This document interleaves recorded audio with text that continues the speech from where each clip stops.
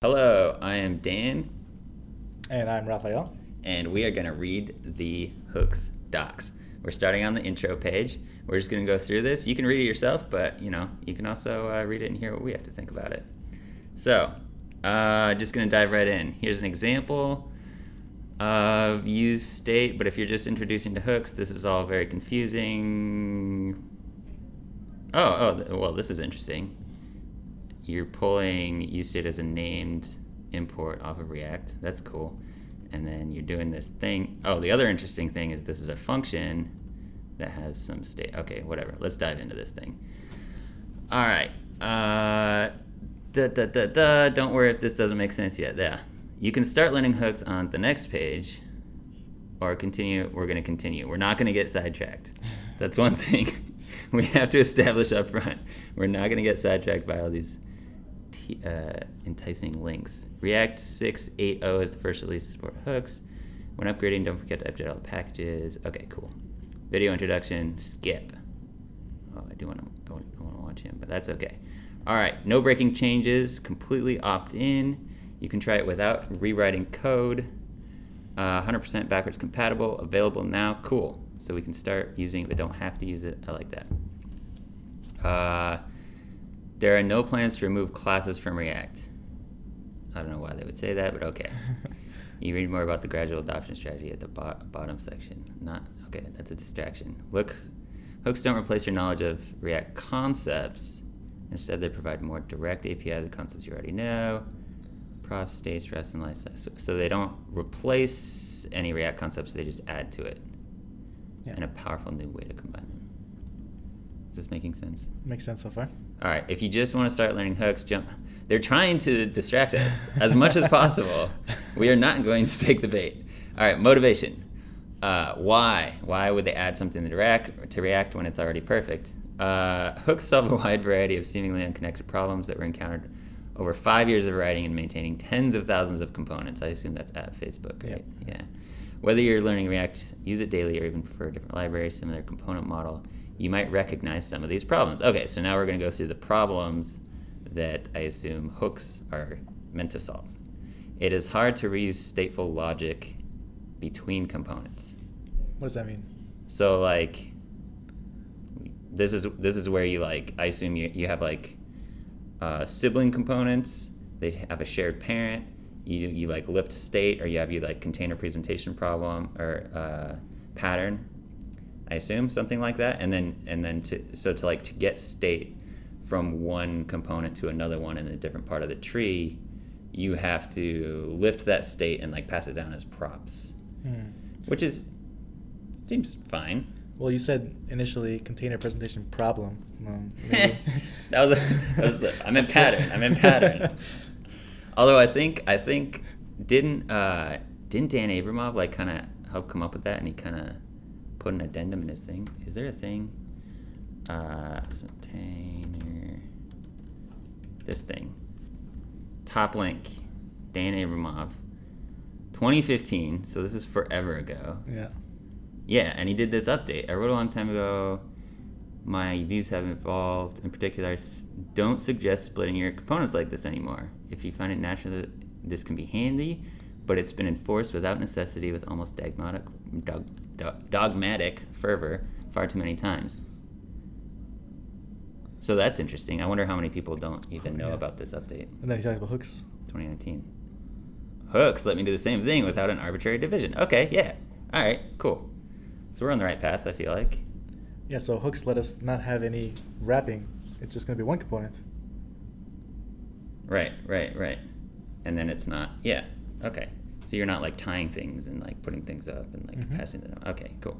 React doesn't offer a way to attach reusable behavior. Does not offer a way to attach reusable behavior. Currently, without hooks, it doesn't. Oh, React doesn't. Okay, I'm with you. Okay, I was thinking hooks doesn't. React doesn't. If you've worked with React for a while, you may be familiar with patterns like render props and higher order components that try to solve this. Love render props. They're great. But these patterns require you to restructure your components when you use them, which can be cumbersome and make it harder to follow, make the code harder to follow. Yeah, I guess that's kind of true. So higher order components are just kind of hiding away some functionality. It's kind of feels opaque. You kind of have to like go up to the higher order component to figure out exactly what it's doing. Render props, I think, are a little bit better than that because you're kind of putting it inline. If you look at a typical React application in React DevTools, you'll likely find so wrappers for sure of components surrounded by layers of providers, consumers, higher order components. Yep. Very true. This points to a deeper underlying problem that React needs a better primitive for sharing stateful logic. Okay. I assume that's hooks. With hooks, you can extract stateful logic from components that can be nested independently and reused. So you could take... tested independently. Oh, sorry. Tested independently. Yeah. Oh. Yeah. Tests are good. So I assume this means you take stateful logic, you could take it out into its own module and just like import that state business logic, whatever's happening with state, and then import it into any component anywhere, and it's just like kind of available. Yeah, and if you can call the set state function or whatever your stateful setter is, you can verify that the new state is correct, and without having any rendering clickable buttons or anything like that, you have just functions, right? Just functions and values. Right. Just functions. Without changing your component hierarchy. Yeah, that's the key, right? Then you're not wrapping anything, you're not changing any hierarchy. You don't have to care about the parent. You just import what the thing needs, and it just works, I assume. This makes it easy to share hooks among many components or with the community. Hey, that's a good idea. Building your own hooks. Ooh, I want to click that. We're not going to click that. All right. So that was, what is the problem? It's hard to reuse stateful logic between components. Got it. So one thing to mention is that like these links all go to various other links inside the same documentation. 1 through 8 is labeled on the right side, so you can just read it in order. Yep. You're guaranteed to cover every single. Okay. So you can bounce around, or you can just go in order. Okay. We'll just go in order. Complex components become hard to understand. Well, isn't that kind of anything complex is hard to understand? Okay, whatever. We've often had to maintain components that start out simple but grew into an unmanageable mess of stateful logic and side effects. Each lifecycle method often contains a mix of unrelated logic. Okay, for example, components might perform some data fetching, in component did mount and component did update. Yeah, that sounds right. However, some component did mount method might also contain some unrelated logic that sets up listeners. Yeah, so your component did mount makes sense. Might have a lot of things going on that are unrelated. Because it's a lifecycle method that's just generic, and you can use it for any of the things that need to happen there. So you're kind of just mushing together a bunch of different concerns into one area of your code.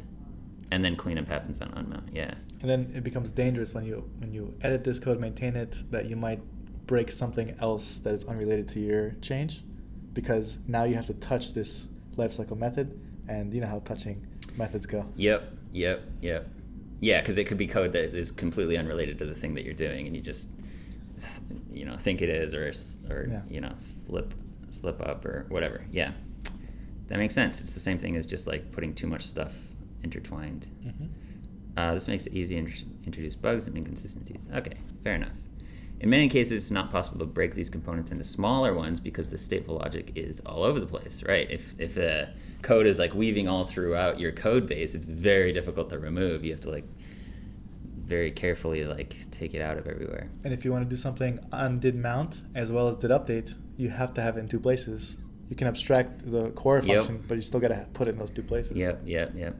Because one covers the initial and then the next one is every render. Yeah.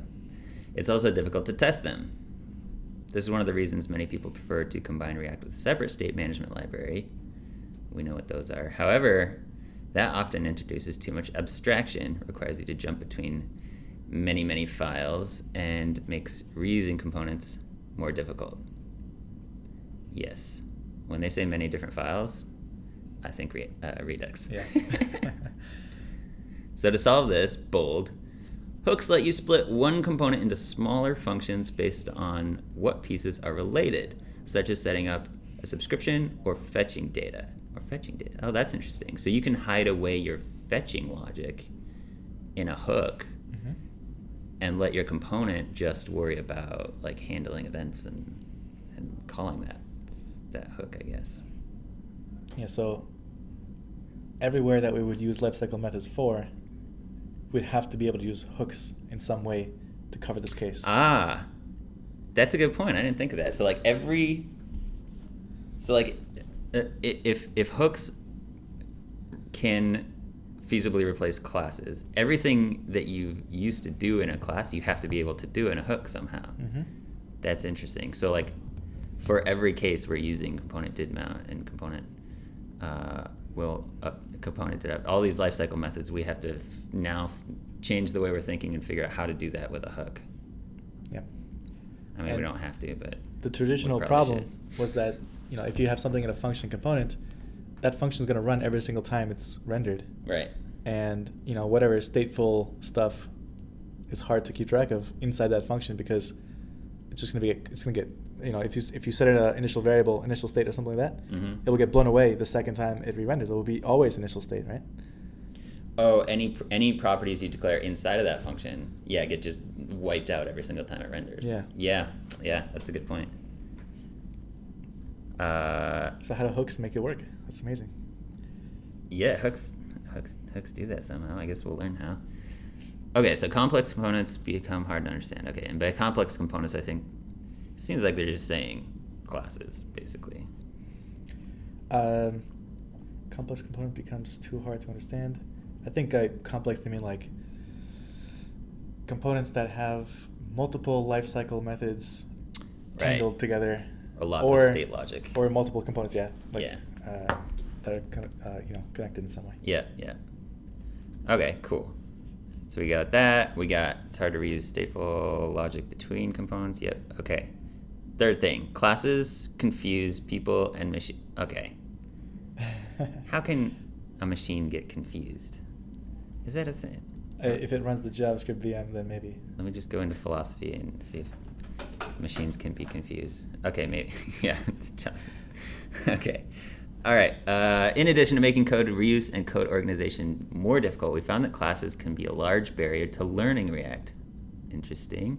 You have to know how this works. Oh, I didn't think about that. So if you eliminate classes, you eliminate all of the this and the binding and all that kind of stuff too, which we have class property polyfill thing, so that's not as bad for us at Wayfair, but it's definitely a pain. You don't have to understand how this works in JavaScript, which is very different from how it works in both the languages. Yeah, sure. You have to remember to bind the event handlers. You have, without unstable syntax proposals, that's, I assume, class properties. Yep. The code is very verbose. People can understand prop, state, and top-down data flow perfectly well, but still struggle with classes. The distinction between functions and class components in React and when to use each one leads to disagreements even between experienced React developers. That's interesting. I wonder if that's in reference to like a specific issue on GitHub or something. Well, I actually had this before in my own experience so far, where using a function component, but then I need to access should component update to prevent re-renders in certain conditions. Yep. So I'm using React Memo to wrap this component in. But maybe I should wrap it, maybe I should convert that for a class for this reason, because maybe not everyone understands Memo. And even before, Memo wasn't supported in the Wayfair's code base until maybe less than a year ago. Interesting. All right, additionally, React has been out for 5 years, and we want to make sure it stays relevant for the next 5 years as Svelte, Angular, Glimmer. Isn't Glimmer just the thing in Ember? Why is that a separate thing? I think they have something with compiling their templates to something more efficient. I'm not exactly sure. Oh, okay, yep. So no longer like deeply associated with Ember. Just drop your Glimmer components into an Ember app. Okay, whatever. We got distracted. Damn it. No. We almost made it. Ahead of time compilation of components has a lot of feature potential. That makes sense. Like the more you can do ahead to compile and get things as fast as possible for the client, that's better, especially if it's not limited to templates. Recently, we've been experimenting with component folding using prepack. What's component folding? This links to a React issue. Component folding. Okay, context. So what would speed up a component in a precompile step using prepack? I'm guessing they're saying like if you can make certain assumptions, you could probably compact your JS by just inlining a bunch of stuff. You know what I mean? And then deleting other things. Yeah. It's probably a lot of complicated, interesting stuff that just generally shrinks the bundle size and makes things faster. Sounds like we're going on a tangent. Oh, no. Okay. Yes. No, we're just trying to understand this sentence. That's all. All right. Promising early results. That's cool. However, we found that class components can encourage unintentional patterns that make these optimizations fall back to a slower path. Classes present issues for today's tools too. For example, classes don't minify very well, and they make hot reloading flaky and unreliable. We want to present an API that makes it more likely for code to stay on the optimizable path. So why would a class make hot reloading a little bit flaky? Yeah, I don't know. Maybe because... Is it those lifecycle methods? Maybe because the class instantiates objects, but the function just gets called fresh each time. So that the class might get out of sync with the objects that are instantiated from it. I don't know, I'm just guessing. Maybe it's because... Is it something to do with state and local properties so that, like, if you reload that component, it's difficult to understand the exact configuration that it was in?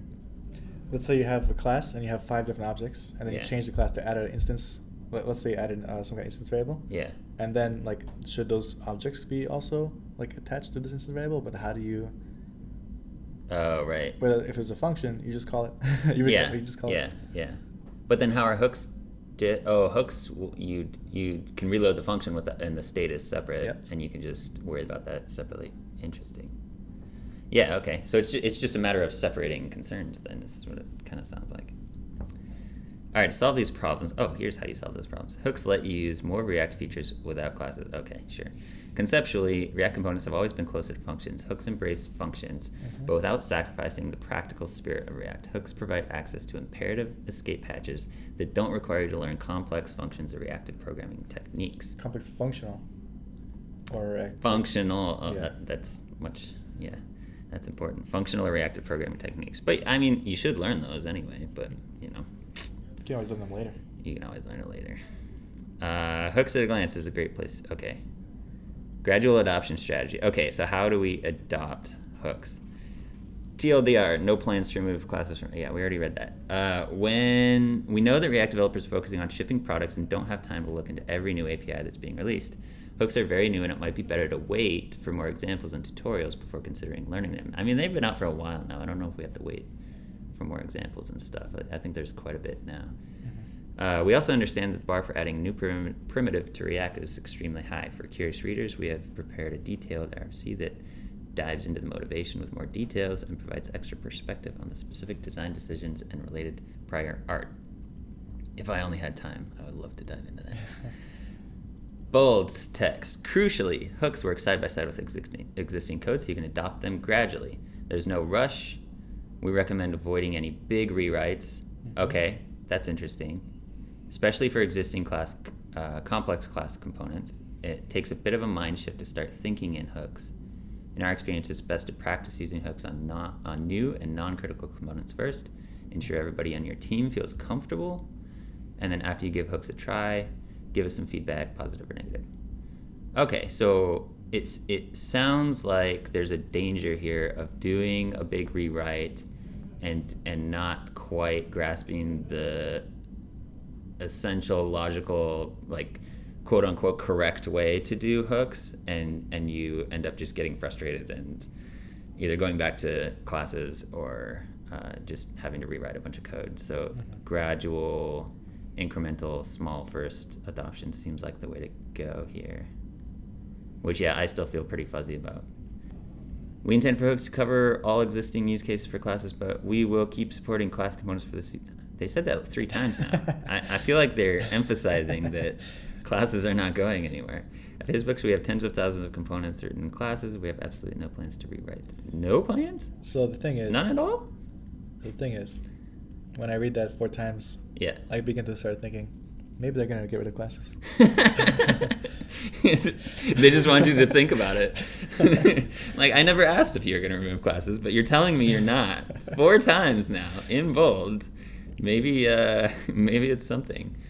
All right, now let's go to the next page where we start learning hooks by example. Do we want to do that? Sure. Wait, let's just look at one example. Right. This is the same example that was on the other page. Yes, it is. All right, do we have a better understanding of it now? We use state from React. What's this called? Is this array destructuring? It is Array destructuring? Or is it? I think it is a destruction. Yeah, it's got to be, right? On that side of the... Yeah, because you're matching the pattern. Yeah. And it's a tuple. Do they call it a tuple? I think so. A tuple? Well, JavaScript doesn't have just tuple? an array with 2 elements. Yeah, but, you know. Yeah. You got your count, you got your set count. Why is your initial state? Use state, initial state. Count is the variable. Set count is how you set it. On click, set count. Why do they need to do this here? Why not just call set count directly? Oh, because you got to pass something. Oh, yeah, so... Yeah, exactly. Yeah. You got to pass that thing. You're displaying it here. Easy. All right, now I know hooks. That's all there is to it. All right, we'll do the rest of examples in the future.